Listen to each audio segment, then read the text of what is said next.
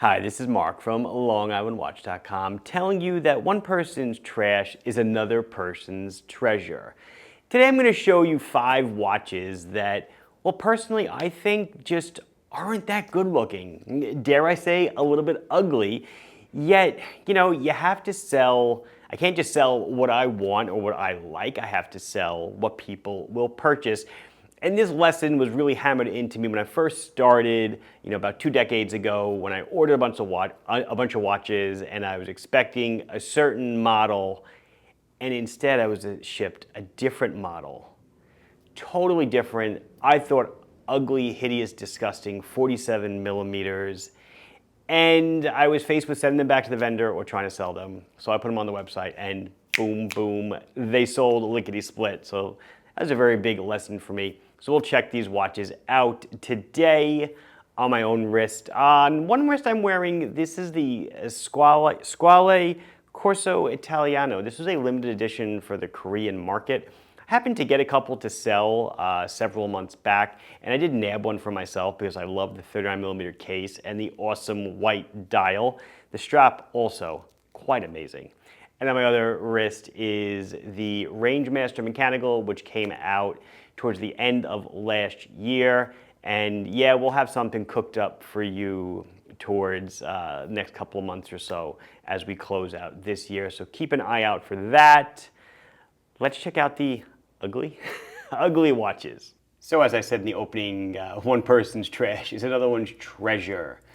Each one of these watches I'm going to show you, I really don't care for probably just one particular reason. So I'm going to start off the game with this all too easy to dislike, at least in my opinion, this Seiko 5. This is the one of their new 38mm kind of Seiko 5 divers. This is the SRPK. This is the 18.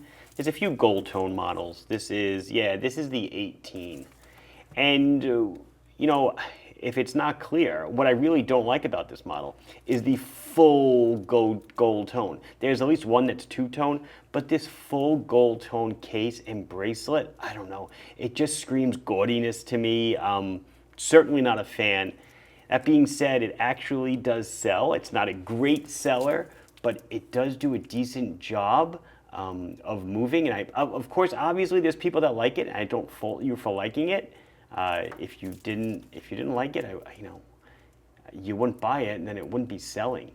But anyway, so just it won't be like a typical review of each watch, but this is a 38mm diver style, right? 100 meters of water resistance, push-pull crown, 4R, 36 movement, 120 click, unidirectional ratcheting, gold tone bezel, and gold tone insert. Kind of you get double your money there.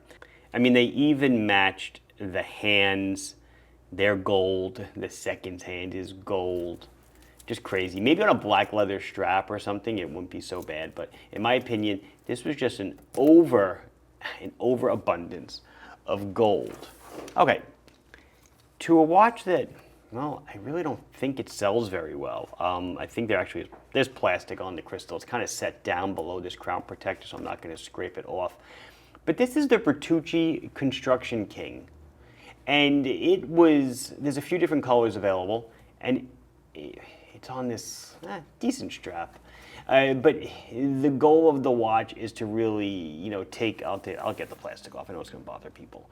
Is to take a beating and not get scratched up. And it's got this crazy case protector, a la the swatches of like the 80s and 90s. It's raised over the crystal so you don't bang and pop the crystal. But just, I don't know, kind of hideous, this whole thing. Maybe without the protector, hey, the watch wouldn't be so bad. But the Construction King does come in a couple of different colors. And it is, let's see, $145. So not bad for a great quartz watch that you could definitely, Bertucci's themselves, as you guys know, virtually indestructible. They have permanent lug bars. They're made for first responders, very active outdoorsy kinds of people. Has a screw. This one even has a screw down crown. But I just feel like they kind of went overboard with this whole thing in trying to make it impervious to everything. as I said, maybe you like it. And that's okay. That's okay by me. Let's see who else the ugly stick got a hold of. This is a Red Star single hand. I sell it in black and white. I cannot tell you how many, well, the black dial doesn't sell that great. The white or cream dial, which I think it's out of stock as I'm filming this, sells extremely, extremely well. It's under 150 bucks, I want to say, like 119 or 120 or something. Look at the dome of the crystal. It's acrylic. Look how high that is. But not only that, the actual dial itself is domed as well, and then the hand is curved down to follow the contour of the dial. It's a hand winding. It's a hand winding movement. It's just so weird looking. It's modeled after a certain clock. It's a clock. I don't know if it still is. I haven't watched Saturday Night Live in years, but there used to be a clock at the beginning of Saturday Night Live, and this kind of the dial structure and style was shown, and that's what it's modeled after. It's got this nice blasted case. The case is nice. The crown's nice. It's a one-piece, leather strap. That's all fine. I just think that the dome of the crystal is ridiculous. And being acrylic, you know it's going to get popped a whole bunch, pick up nicks and scratches. Polywatch is going to be your best friend on this one. But there it goes. It's a manual winder, so I actually just hit full wind. And it's only one hand, right? So 5 o'clock, 6 o'clock, 7, 8.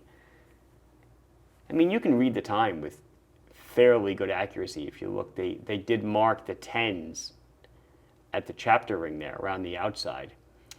But yeah, just not a watch I see myself owning any day soon. So I know what Orient was trying to do here. They were recreating a watch that came out decades ago. It was the Orient Globe watch, the world timer. So when you're looking at the dial, if you can see, you are treated with a top-down view of the globe, and then around it you have an inner 24-hour rotating scale. It's pouring right now. I don't know if the lav mic is picking up the rain. I apologize if it does. But as you rotate the 24-hour scale, you can line it up for certain time zones, as shown on the globe. But it's kind of useless because you don't even know. Look at the globe. Look at the map that's drawn. You kind of can't get a feeling for where any countries are with reasonable accuracy. The 24-hour scale has far more resolution than the globe does. There is no independently settable 24-hour hand, which would kind of make sense on a watch like this. The date just opens the dial where it should be complete. It's a beautiful globe. They make a green one and a blue one, but they ate away at what should be, at least a beautiful looking dial, if not a crummy execution. But this is the Orient Globe, I don't know, Globe GMT or whatever. There's the model number for you. If you want to look it up, this one actually has gold tone hands, gold and green. It's a good look. There is nothing wrong with it, but I just feel in this kind of useless execution, it bothers me. So the last watch I'm going to show you today is, well, it's the reissue of the Feebas Great Wall. I happen to really enjoy Feebas. Well, I guess all the brands I showed you today I really do like, and most of their models sell extremely, extremely well. But the Great Wall was released originally, I don't know, like 4 or 5 years ago. It was there was a Sellita or an Etta movement inside. So it was like their first foray into the Swiss movement market, and it did rather well. So they decided to release another version. I guess that's the rendition of the Great Wall of China on the case back.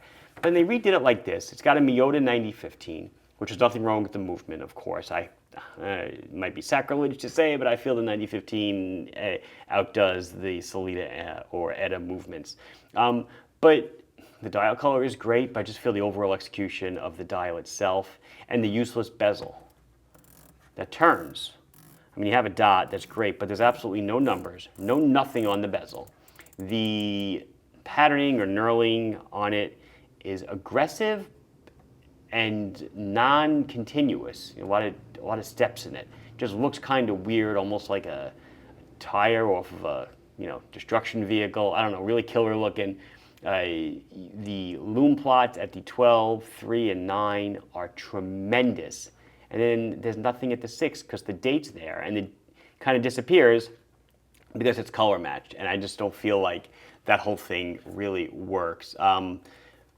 And I don't think it's a great seller for them either because we don't sell quite too many of them. But that's about it. I just wanted to share with you 5 watches that I think are hideous. And really more of it is just kind of like a lesson on, whatever you think will sell, as a store owner, or even as a customer, whatever you think is hideous, somebody else really, really likes. And don't let me detract you from purchasing any of these watches if you find them attractive. This has been Mark from LongIslandWatch.com. Please like the video if you enjoyed it. Subscribe to the channel if you have not done so. Questions, comments, anything else you want to say, you can put it down below, and I'll be sure to address it as soon as I can. Thank you very much for watching. Bye-bye.